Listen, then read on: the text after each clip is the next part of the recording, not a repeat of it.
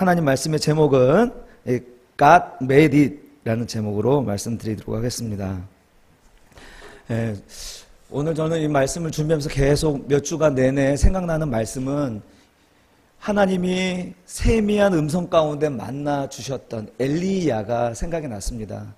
엘리야를 그 세미한 음성 가운데 불러주신 것처럼 하나님은 우리 세미한 음성 가운데 우리를 부르시고 그리고 우리에게 요구하시는 것들이 있다는 것입니다. 그래서 그 세미한 음성이 무엇이냐? 우리로 하여금 이제 너희 기도할 때가 됐어 라는 그런 음성이었습니다. 여러 가지 우리 교회 이제 사역도 그렇고 우리 집사님을 통하여서도 우리에게 주시는 사인이 바로 너희가 지금 기도해야 될 때라는 그런 하나님의 음성으로 들렸던 것이죠. 그래서 그런 마음이 딱 내 마음에 들리고 거기서 붙잡으니까 마음에 드는 기대가 무엇이냐? 하나님께서 이 새바람교회에 부흥을 주실 것 같습니다. 그리고 성도님들 각 가정마다 하나님의 부흥이 나타날 것이라는 그런 기대가 있습니다. 각 가정 보십시오. 다 사정이 있으시잖아요. 어떻게 하나님이 그런 사정이 있는 분들을 다 우리 교회에 보내주셔서 또 함께 예배하게 하셨는지 하나 이렇게 곱씹어 생각해 보면 하나님의 뜻인 줄로 믿습니다. 이제 그것을 풀어내는 것이 바로 기도라는 것이죠. 기독교 역사 속에서 단 한 번도 이 기도와 무관한 부흥은 없었습니다. 모든 부흥은 바로 기도와 관계가 있습니다. 그 중에서도 미국의 휘튼 칼리지에서 이제 교회사를 가르치시는 얼 케인스 목사님의 말씀 가운데 이 부흥이라는 정의를 말씀드려 볼게요. 나는 부흥 혹은 갱신은 하나님의 백성의 기도와 말씀을 통하여 영적 쇠퇴기의 위기에서 돌이켜서 더욱 힘찬 영적인 삶과 증거와 사역을 하도록 회복시키시는 성령의 사역이다. 여러분, 부흥이 언제 시작되냐면요, 사실은 영적 쇠퇴기에 시작된다는 거예요. 문제의식이 막 발흥이 될 때에 이제 부흥이 시작되더라는 것이죠. 오늘 우리가 속한 시대에는 보면요, 심각한 영적 쇠퇴기를 바라보고 있습니다. 그렇지 않습니까? 우리는 신음소리조차 내지 못하는 영적 무기력함에 빠져 있습니다. 이런 가운데 하나님은 우리 가운데, 우리 새바람교회 가운데, 여러분 성도 가정 가운데 세미한 음성으로 우리를 부르시고 초청하시는 겁니다.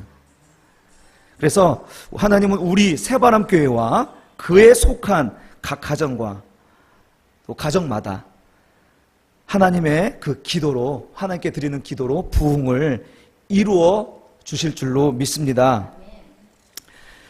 자, 오늘 예수님께서 우리에게 명령하시는 것은 항상 기도하라는 거였습니다. 하나님 오늘 본문 1절에서 바로 말씀하시죠. 예수께서 그들에게 항상 기도하고 낙심하지 말아야 할 것을 비유로 말씀하여, 이렇게 시작하는데, 자, 오늘 본문의 이야기는 비유의 말씀이에요. 그런데 이 비유가 어떤 내용인지를 1절에 딱 주제가 나오잖아요. 이 주제가 뭡니까? 항상 기도하고 낙심하지 마라, 이거잖아요. 자, 뒤에 비유의 내용은 이 항상 기도하고 낙심하지 말라는 이 주제에 맞추어서 해석을 해야겠죠. 자, 항상 기도하고 낙심하지 말라 하고 비유의 말씀을 주셨는데, 이제 그 결론으로 7절과 8절에서 이렇게 말씀하십니다. 하물며 하나님께서 그 밤낮 부르짖는 택하신 자들의 원한을 풀어주지 아니하시겠느냐? 그들에게 오래 참으시겠느냐? 내가 너희에게 이르노니 속히 그 원한을 풀어주리라. 자, 항상 기도해야 할 이유가 7절에 나오죠. 택하신 자들의 삶 속에 원한이 항상 존재하기 때문에요. 늘 괴롭고 힘든 일이 존재한다는 거예요. 그러니까 너희는 항상 기도해야 돼 라고 말하는 거예요. 그런데 1절에서 낙심하지 말라고 하잖아요. 왜 낙심하지 말라고 얘기합니까? 7절 8절에 나오죠. 우리의 원한을 풀어주실 것이기 때문이라는 거예요. 예수께서 천국이 가까이 왔다, 회개하라 이렇게 말씀하시면서 사역을 시작하셨습니다. 그러면서 제자들이 모여지고 부르셔서 이제 말씀하시기를 천국이 너희 가운데 있느니라 얘기하시는 거예요. 이미 천국은 우리의 삶 가운데 임한 거예요. 그런데 여러분, 천국을 경험하십니까? 매일의 삶 속에서. 여러분, 천국은 어떤 것이죠? 질병도 없고 죽음도 없고 불의가 전혀 없고 정의롭고 공평하고 죄가 없는 나라가 바로 천국 아닌가요? 그러나 우리가 지금은 천국이 임했다라고 하는 우리의 현실은 정반대잖아요. 죽음이 지배하고 있고 불의가 판치고 있고 죄가 넘쳐나고 있는 삶이 바로 우리의 삶이란 말입니다. 여러분, 이런 가운데 신자들은 어떤 감정을 가져야 됩니까? 원한을 가져야 되는 거예요. 원한. 이런 가운데 우리는 괴로워해야 되는 거예요. 하나님 도대체 왜? 라고 괴로워해야 되는 게 맞는 거예요. 오늘 과부의 원한은 바로 그것을 얘기하는 거예요. 하나님의 공의가 이 땅에 판치지 못하고 공의가 서지 않는 것에 대하여서 원한을 가지고 부르짖는 것을 비유적으로 이야기하고 있는 것입니다. 우리는 정말 예수 그리스도께서 십자가를 통하여서 이루신 그 하나님의 나라가 이 땅에서 이루어지고 우리의 삶 속에서 하나님의 나라를 살 수 있도록 우리에게 특권이 주어졌지만 우리는 여전히 세상 속에서 천국보다는 지옥을 경험하고 있다는 것이죠. 왜요? 세상은 하나님을 두려워하지 않고 세상을 사람을 무시하는 그런 자들이 판치는 곳이기 때문인 것이죠. 오늘 본문을 보시면 한 도시의 과부가 재판장에 가서 내 원한을 풀어주소서라고 얘기합니다. 그 과부에게 원한이 무엇이었을까요? 그 과부에게 원한이 무엇이었을까요? 학자들은 이 과부의 원한은 금전적인 문제였을 것이다 라고 얘기해요. 여러분, 지금도 과부가 자녀들 데리고 살기가 어려워요. 그런데 고대 사회에서 과부로 살아간다는 것은 사형선고와도 마찬가지 아니겠습니까? 이 과부의 원한은 이런 금전적인 문제, 상속이라든지 또 거래 관계에 있어서 여자들을 무시하여서 사기를 친다든지. 저희 가정이 정확하게 이것을 경험했어요. 저희 어머니가 저를 낳고 100일 만에 아버지를 잃어버리셨거든요. 그런데 이 과부가 된 그 어머니의 인생이 바로 이와 같다는 거죠. 상속이요? 우리의 할아버지, 외할아버지 잘 사시는 분이셨는데 우리 딸, 외동딸임에도 불구하고 재산을 요만큼도 주시지 않으셨어요. 상속, 땅 요만 1평도 주지 않으셨어요. 그냥 밭에서, 논에서 채취한 농산물을 보내주실 뿐이지 재산으로 주시진 않았단 말이죠. 그렇게 상속도 받지 못한 그런 안타까움과 원한이 있지 않겠습니까? 근데 살면서 여자라고 무시해요. 여자라고 무시하는 거예요. 그러면서 실제로 어머니는 2-3번 사기도 당하셨어요. 돈을 벌어야 되는데 그 사기 당한 것 때문에 돈을 갚아야 되는 이런 한스러운 일들이 우리 어머니의 삶 속에 점철되어 있어요. 여러분, 과부의 원한이 바로 그와 같은 것이 아니었을까라는 것이죠. 세상은 그와 같이 하나님도 두려워하지 않고 사람도 무시하는 그런 사람들이 판치는 세상 속에서 과부가 살아가기란 쉽지 않은 것이죠. 그런데 이 과부가 이 원한을 안타까운 억울한 일을 당한 거예요. 그래서 재판장에 갑니다. 가면 어떻게 해요? 우리 같으면 돈 있으면 돈을 좀 써서 좀 유리하게 좀 만들어 보고 싶지 않겠습니까? 돈을 좀 비싼 로펌을 동원해가지고 변호사를 산다든지 아니면 내 인맥이 있어서 그 인맥을 동원해가지고 좋은 판결을 유도할 수 있도록 한다든지 하겠지만 이 과부가 뭐가 있습니까? 돈이 있습니까? 뭐가 있습니까? 더군다나 이 사람은 하나님도 무시하고 사람도 무시하는 사람이라 돈을 해도 안 되는 사람이고 인맥을 동원해도 안 될 사람이란 거예요. 그런데 과부는 완전히 사회적 약자거든요. 그가 할 수 있는 게 뭡니까? 그가 할 수 있는 것은 그저 찾아가서 단독심으로 예전에는 재판을 했다고 합니다. 재판장이 하는 말에 따라서 결론이 나는 거예요. 그러니까 이 과부가 할 수 있는 것은 오로지 가서 나를 좀 도와주십시오. 나를 좀 불쌍히 여겨주십시오. 내가 지금 억울한 일을 당했는데 내가 어떻게 수를 쓸 수가 없어요. 재판장님, 제발 나를 도와주십시오. 불쌍히 여겨주십시오. 라고 할 수밖에 없지 않습니까? 그러니까 이 여인은 매일 찾아가서 재판장이 있는 있는 곳마다 찾아가서 그를 부탁하는 거예요. 자, 맨날 찾아가니까 이 재판장이 독백을 합니다. 우리 4절, 5절 말씀 한번 볼까요? 4절, 5절 말씀 보면 그가 얼마 동안 듣지 아니하다가 후에 속으로 생각하되 내가 하나님을 두려워하지 않고 사람을 무시하나 같이 읽겠습니다. 이 과부가 나를 번거롭게 하니 내가 그 원한을 풀어주리라. 그렇지 않으면 늘 와서 나를 괴롭게 하리라 하였느니라. 예, 지금 이 재판장은 이 여인이 계속 간청하는 것에 대해서 괴로움을 느끼는 거예요. 괴로움을. 맨 마지막 괴롭게 하리라 하는 이 단어가요. 이 단어가 무슨 단어냐면 휘포피아조라는 단어예요. 눈밑이라는 것인데 복싱 스포츠, 그 당시에 레슬링 마차 끄는 거 이런 권투 이런 스포츠가 유행했는데 이 복싱 용어예요. 눈밑을 치다라는 거예요. 눈밑을. 매번 와서 눈밑을 친다는 거예요. 그러니까 이 재판장이 느끼기를 이 여인이 와서 간청하는 것이 자기에게는 마치 복싱 시합하고 있는데 내 눈밑을 사정없이 때리는 걸로 느껴지는 거예요. 여러분, 일본에서 가장 아주 무시무시한 사람들이 있어요. 속도가 엄청 빠른 사람이 있습니다. 비사이로 막가. 예. 또 아주 폭력적이고 무서운 사람이 있습니다. 안깐데 골라까. 들어보셨습니까? 안깐데 골라까. 근데 이 사람보다 10배 무서운 사람이 있습니다. 누군지 아세요? 까니마 또까. 깐데를 계속 때리는 거야. 이 사람이 무서운 거예요. 이 사람은 KO 시킬 가능성이 있는 사람이에요. 계속 치명적인 곳을 계속 같은 데를 반복해서 때려야지. 그래야 KO 시킬 거 아닙니까? 지금 이 과부가 자기에게 원한을 풀어달라고 간청하는 그것이 이 재판장에게는 지금 내 눈밑을 사정없이 갈기는 걸로 지금 여기는 거예요. 지금 예수님이 이 비유를 말씀하시면서 하나님을 불의한 재판장에 비유하시면서 과부가 재판장을 찾아가 눈밑을 쳐서 KO 시켜버리듯이 하나님을 찾아가 승부를 걸라라는 것이죠. 하나님이 불의한 분이 아니시잖아요.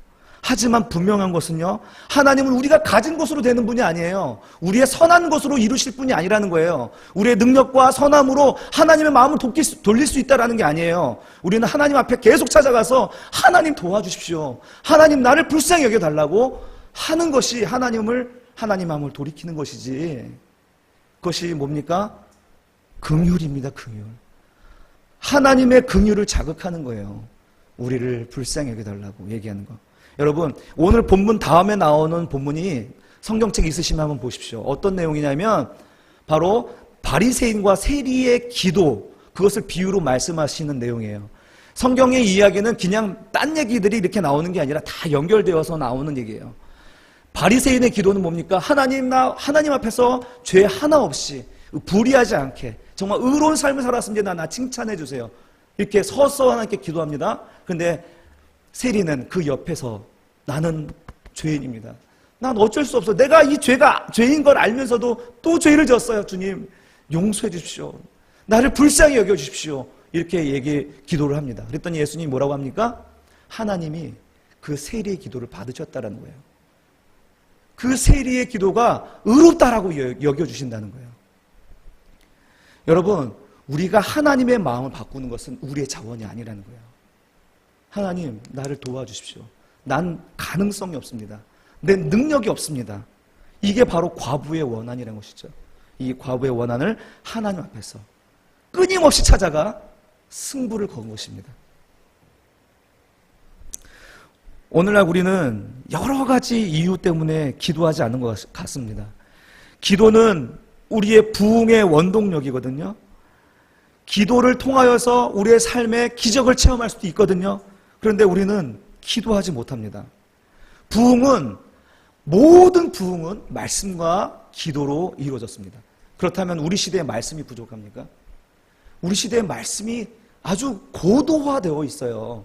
세상에 좋은 말씀 찾으려고 여러분이 인터넷을 뒤지면 얼마든지 찾을 수 있는 게 하나님 말씀 아닙니까? 그런데 왜 우리 사회는, 우리의 가정은, 우리 한국 교회는 왜 부흥이 일어나지 않습니까? 기도하지 않기 때문이라는 거예요. 기도. 하나님은 우리에게 항상 기도하라고 얘기하고 있습니다. 항상 기도. 왜? 너희 앞에 항상 기도할 일들이 많기 때문이라는 거예요.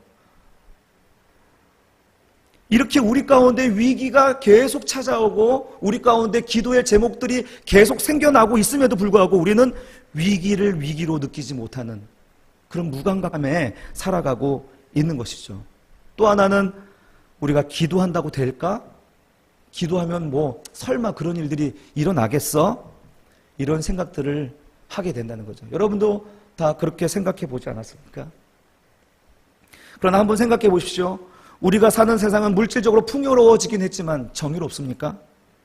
민주사회가 되었다고 하지만 우리가 지금 50년 전보다 더 정의롭습니까? 우리는 50년 전보다도 사실은 물질적으로는 풍요하지만 정의롭지 못해서 상실한 마음들이 넘쳐나는 시대에 살고 있어요. 그런데 우리는 50년 전에 우리 신자들, 성도들보다 이 삶에 대하여 원한을 품고 살지 못해요. 물질이 많으면 그것으로 족한 것인가요? 물질이 많으면 그것으로 다 해결된 것인가요? 여전히 우리 마음속에 원한과 그리고 상실한 마음이 가득함에도 불구하고 우린 모두 다 제각각 가면을 쓰고 있는 거예요.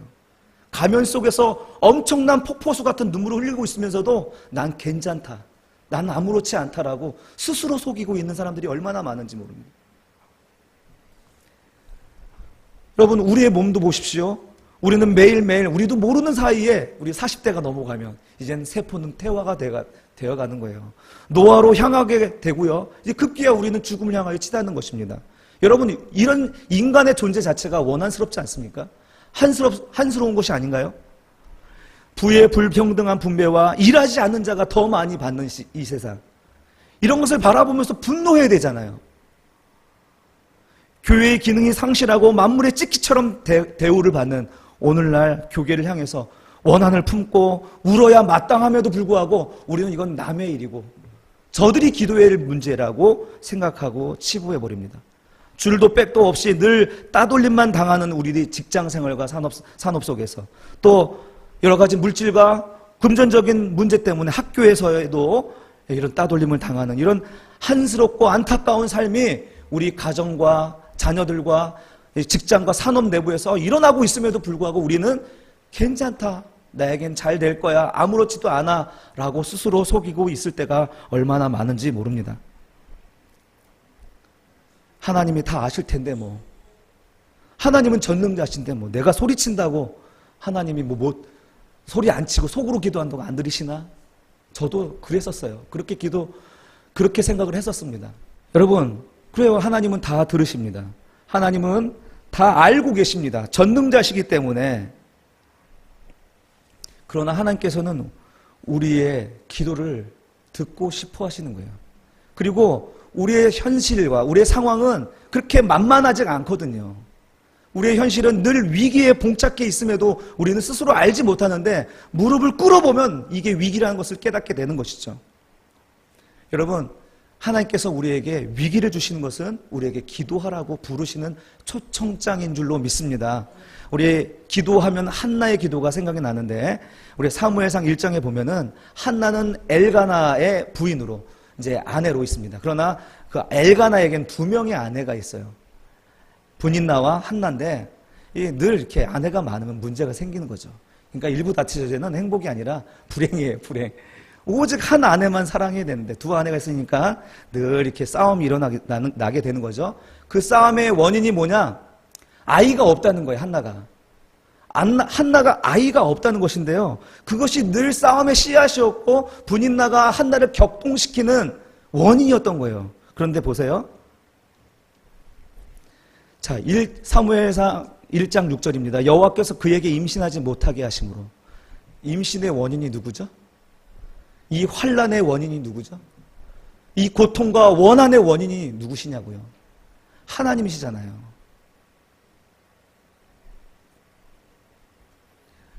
여러분, 이걸 놓치시면 안 됩니다. 우리의 고통과 우리의 환난을 마귀에게 돌리지 마세요. 하나님이 지금 나에게 뭔가 사인을 보내신다는 거죠. 특별히 오늘 본문에 비추어서 이것은 기도의 초청장이라는, 기도로 부르시는 거예요. 우리가 항상 기도해야 되죠. 쉬지 말고 기도해야 돼요. 그러나 그게 쉽습니까? 그러나 하나님께서는요, 이 환난과 고난을 통하여서 우리를 기도로 부르시는 겁니다. 나의 환난 날에 내가 주께 부르짖으리이다. 주께서 내게 응답하시리이다. 환난 날에 우리는 기도할 수가 있는 거예요. 여러분, 평안할 때 기도가 잘 안 되잖아요, 사실. 평안할 때는. 별 문제 없을 때. 어려울 때 무언가시라도 붙잡고 싶은 이 마음이 기도로 부르게 하시는 것입니다. 이렇게 환난을 당한 한나는요, 성전에 올라갈 때마다 분인나의 격동을 들어야 됐고, 그 격동을 들으면 마음이 괴로워서 힘들어서 올라갈 때마다 기도를 했어요. 성전에 올라갈 때마다 기도를 했어요. 이렇게 기도의 분량이 차니까 하나님께서 그 마음속에 무엇을 주시냐면 평안을 주시더라는 거죠. 1장 18절에 보면 그렇게 괴롭게 울다가 엘리 제사장 앞에서 이 모든 것을 고백하니까 엘리 제사장이 하나님이 너에게 은혜를 주시길 원하노라 이렇게 얘기하니까 한나는 이것을 나에게 하나님이 주신 기도의 응답으로 잡았습니다. 여종이 당신께 은혜를 입기를 원하나이다 하고 가서 먹고 얼굴에 다시는 근심빛이 없더라. 예, 이렇게 기도의 분량이 찬 환난의 문제는 아직 해결이 안 됐어요. 고통과 괴로움은 여전히 존재합니다. 그러나 이 여인에게서 일어난 첫 번째 일은 뭐냐면 그 마음에 평화가 찾아왔다는 거예요. 그리고 그 평화는 믿음의 열매였습니다. 그 믿음의 열매로 하나님이 그에게 무엇을 주셔요? 읽어봅시다. 시작. 한나가 임신하고 때가 이름에 아들을 낳아 사무엘이라 이름하였으니 이는 내가 여호와께 그를 구하였다 함이더라. 할렐루야. 하나님께서 그에게 그 믿음에 응답하셨는데 사무엘을 주셨어요. 여러분, 사무엘의 이름이 뭐라고요? 내가 여호와께 그를 구하였다. 여러분, 우리 사무엘의 이름을 기억합시다. 한나는 하나님께 구하여서 사무엘을 낳습니다. 사랑하는 성도 여러분, 여러분의 삶 속에서 하나님께 구하여 얻은 사무엘들이 여러분의 삶 속에서 가득 넘쳐나시기를 주님의 이름으로 축원합니다. 그냥 우연적으로 되어진 것들만이 가득하잖아요. 지금 나의 삶 속에서 그냥 우연히 일어난 것들이잖아요. 내가 기도해서 얻은 결과들인가요? 내가 기도해서 얻은 자녀들인가요? 내가 기도해서 얻은 산업인가요? 내가 기도해서 얻은 것이라면 그것이 사무엘인 것입니다. 지금 한나는 그 하나님의 응답을 죽을 때까지 보고 사는 거죠. 사랑하는 성도 여러분, 여러분의 삶 속에서 늘 사무엘을 보시면서 사시기를 바랍니다. 이런 의미에서 있잖아요. 우리 인생은 될 대로 되라 하는 인생이 아니에요. 신자는요, 구하여 얻은 열매로 사는 삶입니다. 한번 따라해 보실까요? 구하여 얻은 열매로 사는 삶입니다. 여러분, 우리는 그냥 우연히 되는 존재가 아니라니까요. 신자는 우리가 구하여서 얻은 것 가지고 살아가는 사람들입니다. 그것이 우리 인생의 사무엘이에요. 그것이 우리에게 위로가 되며 그것이 우리의 힘이 되는 것입니다. 하나님은 물론 우리의 사정을 다 아시고 우리의 쓸 것을 아시지만 그럼에도 불구하고 우리가 하나님께 밤낮 부르짖어 기도하기를 원해요. 그러면 하나님께서 응답하신다는 거예요. 여러분, 하나님께서는 우리에게 늘 이렇게 기도할 수 있도록 기도로 초청하시는 것 여러분 잊지 마시기 바랍니다. 우리의 영적으로 예민해지면 내가 지금 위기라는 것을 깨닫게 될 것이고요. 매 순간순간 찾아오는 그 위기와 어려움 속에서 하나님 날 또 기도의 자리로 부르시는구나. 나로 인하여서 하실 일이 있으시구나 라고 생각하고 기도하는 것입니다. 하나님은 늘 기도를 통하여서 우리와 만나기를 원합니다. 자, 하나님께서 우리에게 기도를 하라고 하시는데 그 첫 번째 이유는 뭐냐면 우리의 기도 속에서 하나님과 사귀려고 하시는 거예요. 자, 사귐은 배타적인 사귐이에요. 여러분 연애하실 때 내 여자친구가 다른 사람하고도 친하고 저기도 친절하고 이러면 화가 나요, 안 나요? 화가 나잖아요. 사귐은 배타적인 거예요. 그 사람과 나와의 1대1 아주 친밀한 관계 속에서 일어나는 사귐입니다. 하나님은 우리와 관계 속에서 그런 친밀하고 배타적이고 개인적인 관계를 맺기 위해서 우리를 기도의 자리로 부르십니다. 그러면서 우리에게 하나님과 사귐이 있게 하기 위하여서 탁월한 방법을 주시는데 그게 뭐냐? 구하라는 거예요. 구하라는 거. 여러분, 우리 집사님 박농 집사님한테 얼마나 많은 선물 공세를 했습니까? 사귐은 그냥 말로만 이루어지는 게 아니거든요. 실제적인 구함과 실제적인 베품, 선물로 이루어지면서 그 관계는 더 돈독해지는 거예요. 각별한 사이가 되어지고 더 배타적이고 개인적인 관계가 되는 것입니다. 하나님은 우리에게 주실 수 있는 것이 너무 많기 때문에 구하라는 거예요. 너가 구하는 그 자체는 나에게 기쁨이고 내가 너에게 베푸는 그 응답이 나에게 기쁨이기 때문에 그 관계 속에서 사귐을 갖고자 하는 거예요. 하나님 주셔도 감사하고 안 주셔도 감사합니다. 이런 기도보다는 하나님 당신 나를 사랑하시잖아요. 난 당신의 특별한 존재지 않습니까? 하나님 나의 기도, 나의 소망, 나의 바람을 주님 들어 응답해 주십시오. 이렇게 기도하는 것이 마땅한 줄로 믿습니다. 우리가 구해도 감사하고 주셔도 감사하고 주지 않아도 감사하다, 이 말씀은 참으로 신사적이기도 하지만 그럼에도 불구하고 하나님은 늘 착각하지 마. 너의 삶은 평안이 아니야. 너의 삶은 여전히 매일의 삶 속에서 위기가 오기 때문에 너희는 매일 무릎을 꿇어야 되고 항상 기도해야 되고 그래서 낙심하지 말아야 돼.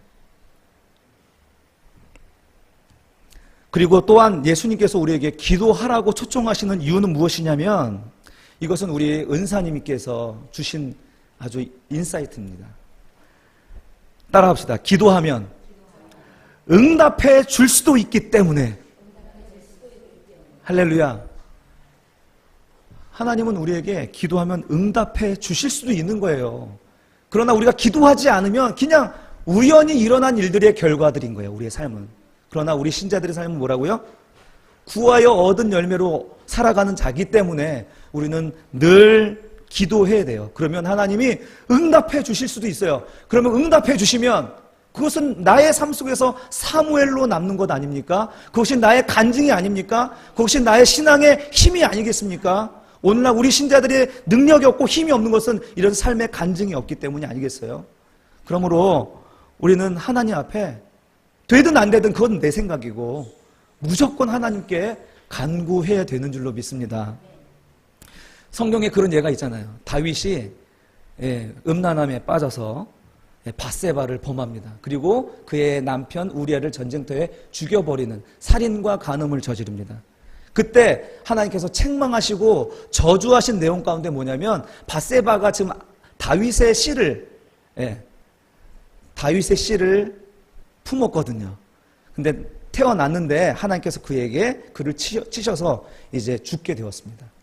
그때 다윗은 하나님께 금식하고 눈물을 흘리면서 7일 동안 정말 아무것도 먹지 않고 눈물을 흘리면서 기도를 했습니다. 그런데 사람들이 너무 안 먹고 울고 그러니까 걱정이 심했어요. 그런데 안타깝게도 그 아이가 죽어버려요. 그러니까 신하들은 더 걱정하는 거야. 이렇게 병들고 정말 죽어가는 상황에서도 저렇게 먹지도 못하고 울고 하나님께 기도하는데 이제 죽었다라고 얘기하면 이제 우리 왕 어떡하지? 쇼크사하는 거 아니야? 걱정이 됐어요. 이게 웅성웅성 되니까 다윗이 아이가 죽었느냐 얘기하는 거야. 눈치를 채고. 예, 아이가 죽었습니다. 하고 얘기하니까 이렇게 얘기합니다. 오히려 음식을 먹고 의복을 갈아입고 깨끗한 모습으로 음식을 먹더라는 것이죠. 사람들이 궁금하죠. 아니 아이가 죽기 전에는 그렇게 울고 그러시더니 아이가 죽었는데 왜 이렇게 이런 태도로 이런 모습으로 하시는지 궁금해서 여쭙니다. 그러니까 다윗이 이렇게 얘기해요. 한번 읽어볼까요? 같이 시작. 다윗이 땅에서 일어나 몸을 씻고 기름을 바르고 의복을 갈아입고 여호와의 전에 들어가서 경배하고 왕궁으로 돌아와 명령하여 음식을 그 앞에 차리게 하고 먹은지라.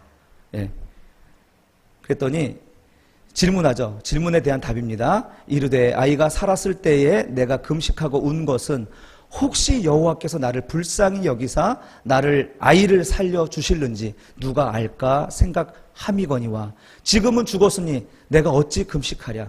내가 다시 돌아오게 할 수 있느냐. 나는 그에게로 가려니와 그는 내게로 돌아오지 아니하리라 하니라. 여러분 이 다윗이 오늘 우리 기도의 태도에 대한 모습을 정확하게 보여주고 있어요. 여러분 우린 기도해도 되고 안 해도 돼요. 그러나 우리 앞으로 우리가 어떻게 될지 모르는 이런 삶 속에서 우리가 살아갈 때 신자라면 구하여 얻는 열매로 사는 삶이 되어야겠습니다. 우연적으로 되어지는 대로 살아가는 세상 사람들과는 구별이 되어야 되지 않겠어요? 그러므로 우리는 이 다윗이 취한 태도처럼 우리가 환난을 당하고 그것이 혹 하나님의 심판이라 할지라도 그 앞에서 하나님 앞에 울며 기도하며 하나님께 간구할 때에 하나님께서 그 기도에 응답을 해 주실 수도 있다는 것입니다. 전 예전에 하나님께서 반드시 응답하실 것이다 라고 얘기했습니다. 그러나 그렇게 얘기하지 않는 것은, 못하는 게 아니에요. 그렇게 얘기하지 않는 것은 우리가 그 기도의 응답에 대하여서 편협하게 생각하고 있기 때문이죠. 하나님은 거절하신 것도 응답이란 거 아시죠? 하나님의 침묵도 응답이란 거 아시죠? 여러분, 결과적으로 다윗은 아이를 놓쳤지만 하나님은 그 일을 통하여서 다윗을 더욱 거룩하게 만들어 가셨습니다. 우리 편의 응답이 아니어도 하나님은 반드시 응답하시는 분이신 줄로 믿습니다. 이제 말씀을 마치겠습니다. 기도는 하나님과의 배타적인 사귐이 일어나는 곳입니다. 하나님은 기도를 통해 내 음성을 듣기를 원하십니다. 또한 하나님은 우리의 기도를 통해 하나님의 일을 나타내고 싶어 하십니다. 하나님은 이 신자들을 통하여서, 신자들이 하는 기도를 통하여서 이것은 내가 했어, 이것은 내가 이루었어 라고 말하고 싶으신 것입니다. 우리의 개인의 삶도, 우리의 가정에도, 하나님의 교회도, 국가 경영과 세계 경영까지도 이것은 내가 한 것이야 라고 하나님은 말하고 싶으신 것입니다. 그래서 하나님은 성도들로 하여금 가정과 개인은 물론이고 나라와 민족과 세계를 위해서 기도하라고 말씀하시는 것입니다. 우리의 기도를 통하여서 하나님이 하신다는 것입니다. 이것이 바로 하나님이 하시는 창조사역, God made it. 하나님이 만드시는 거예요. 하나님이 만드시는 거예요. 하나님이 만드시면 보시기에 좋았더라. 할렐루야. 하나님이 만드시는 것은요, 보시기에 좋은 것입니다. 선한 것입니다. 사랑하는 성도 여러분, 우리가 항상 기도해야 할 이유가 여기에 있습니다. 나라와 민족을 위해서, 내가 속한 일터와 산업 현장을 위해서, 나의 가정과 자녀 손을 위해서, 나의 건강과 안전을 위해서 밤낮 부르짖어 기도해야 할 이유가 여기에 있습니다. 우리의 삶의 모든 영역에서 사무엘이라는 이름표를 다 하나하나 이제 걸어주셨으면 좋겠어요. 이제 내 몸뚱아리를 볼 때 사무엘, 사무엘. 하나님께 구하여 얻은 몸뚱아리. 내 가정, 내 자녀를 볼 때 사무엘, 사무엘. 하나님께 구하여 얻은 내 자녀. 나의 산업의 열매를 보면서 역시 사무엘, 사무엘의 이름표를 달면서 내가 하나님께 간구하여 얻은 열매. 이런 이름표들이 주렁주렁 열리기를 축복합니다. 여러분 가운데 지금 환난과 어려움이 있습니까? 고난이 있습니까? 여러분 갈등이 있습니까? 거기에 하나님의 임재가 있는 줄로 믿습니다. 하나님의 소원이 있는 줄로 믿습니다. 거기서 우리로 하여금 기도하라고 초청하셨고 그 기도를 통하여서 하나님이 새로운 창조의 일, 하나님의 일을 하시겠다는 하나님의 깊으신 뜻이 있는 줄로 믿고 뜨겁게 우리 새바람교회가 기도로 출발할 수 있기를 간절히 축원합니다.